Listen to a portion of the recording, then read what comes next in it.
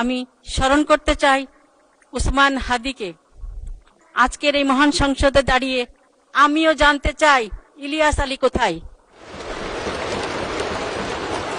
আমার মতো আরো গুম হওয়া দিনার, জুনেদ, আনসার আলী এবং সুমন, পারভেজ সহ আরো যারা গুম হয়েছেন তাদের পরিবারের সদস্যরাও জানতে চায় তাদের সন্তান কোথায়। আমি স্মরণ করতে চাই ভাষা আন্দোলন, মহান স্বাধীনতা যুদ্ধের শহীদদের, বীর শহীদদের এবং বিগত 17 বছরের ফ্যাসিস্ট আন্দোলনে ইলিয়াস আলী সহ সকল গুম এবং খুন হওয়া সেই সব নেতাদের, জুলাই যোদ্ধা, জুলাই শহীদদের আমি স্মরণ করতে চাই উসমান হাদিকে।